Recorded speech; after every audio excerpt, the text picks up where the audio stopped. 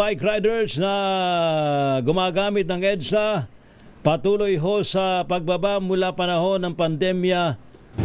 Ano to, mind conditioning naman bang MMDA para alisin yung bike lane? Talaga naman MMDA yun. Ha? Maraming factor ho yan, kaya ganon. Unang-una, kaya nabawasan ng mga nagbabike ngayon. Ako inaamin ko maraming na bawas sa mga nagbabike kasi, well, ngayon panahon na ito, mainit ang panahon. Pero yung hindi ka secured sa yung pagbibisikleta at lagi kang nadidisgrasya, yun ang problema. Kasi pati yung ibang sasakyan na hindi dapat dumaan doon sa bike lane. Dumadaan. Ayun. Actually, lagi nabubuli ang mga nagbabike. Kaya, yun. pagka ikaw biker, sa halip na dumaan ka doon sa supposed to be exclusive lane, magdadalawang isip ka. Baka mamaya magdisgrasya ka. Yes, yun ang dahilan. Ayun. Ngayon, I would advise yung mga magagaling natin mga opisyal ng gobyerno lalo sa MMDA, ay try ho ninyo mag-bike to work araw-araw para maramdaman ho ninyo kung gaano katindi po yung pambubuli sa mga nagbabike. Pero wag naman sa panahon na yun. Ngayon. Ay, bahala sila. Grabe ang init eh.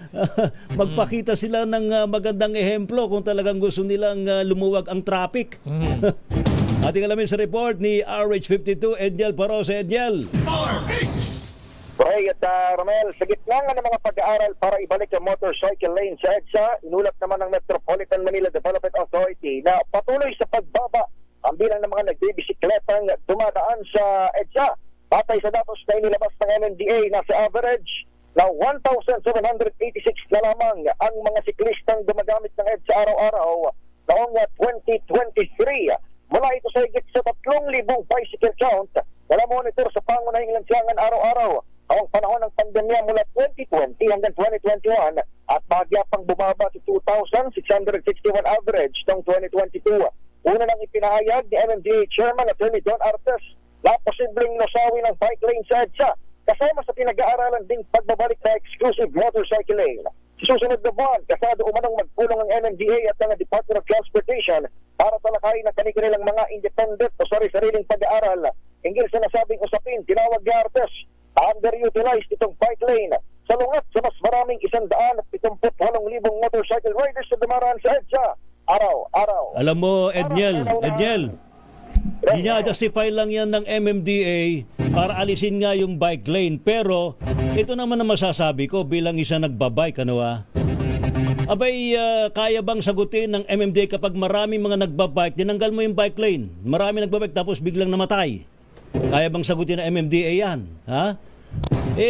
Kung sinasabi nilang underutilized sa mga bike lane ngayon, kasi kung i-compare sa pandemic kasi mas safe pa magbike At saka wala kang kasabayan sa kalsada. Maluwag. Maluwag ang kalsada. Unlike ngayon, dagsa mga sasakyan.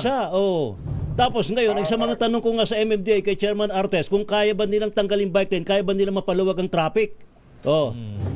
Mababawasan ba ang mga sasakyan sa kalsada?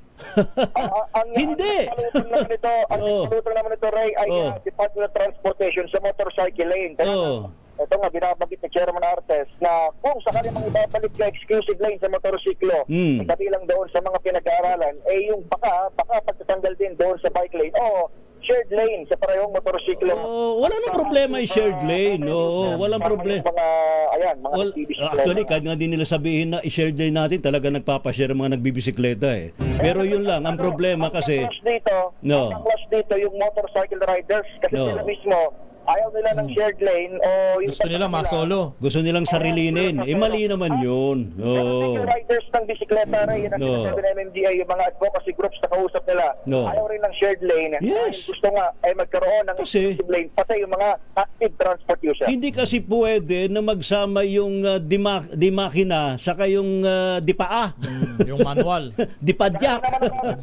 Hindi naman nababantayan. Kasi tumaan ka ng kahaba ng EDSA, yung mga nanguhuli ng mga tauhan ng saik. Hindi rin naman sila consistent na nagbabantay o tumatao. Basta ipaglalaban ng mga nagbabike ang bike lane. Kasi anytime pwede kang gusto mo magbike. Dapat nga pinopromote pa ng gobyerno yung active mobility. Tapos lagyan nila ng mga puno sa paligid para shaded yung area. May mag-aral sila sa sitwasyon sa Taiwan. Mag-aral sila sitwasyon sa Netherlands, di ba? Pati sa US, marami mga nagbabike dyan. Saka kung aalisin mo yung exclusive bike lane, ay lalong magiging bulbul ang trapiko. Bakit? Siyempre gagawa ng diskarte yung mga biker para makalusot. Hindi ba? Yun nga. Lusot na lang na lusot yan. Yun nga, pero delikado yun. Ayun nga Lakay ang Romel. sinasabi ko.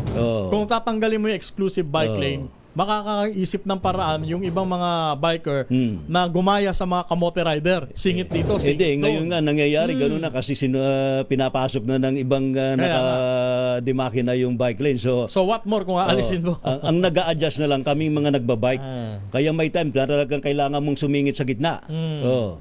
Yun ang delikado noon, Edniel. Sana naman ma-consider na manatili ang bike lane kasi anytime kung gusto mo mag-bike, meron kang dadaan ng bike lane. Yun. Pinapakinggan naman, Ray, ng MMDA. Talaga? Motorcycle rider groups. May mga position papers na representatives na meron sa kanila. At yun ang malalaman natin at sapit ng susunod na buwan. Sige, Salamat, bantayan natin Edniel. yan. Mag-bike tayo. Mainit pa. Yun nga sinasabi natin eh. Go ahead. Balik sa inyo. Thank you. Ayun kasi ang problema rito, Lakay Romel. Kulang tayo sa mga shaded areas. Compared sa ibang mga lugar, kaya iba na engganyo mag-bike kasi mapuno. Tipid pa. Shaded yung lugar at protected pa. Hindi yung ganito na napaka-lantaran na pwede kang masalpok ng rumaragas ang sasakyan. Salamat, Edniel.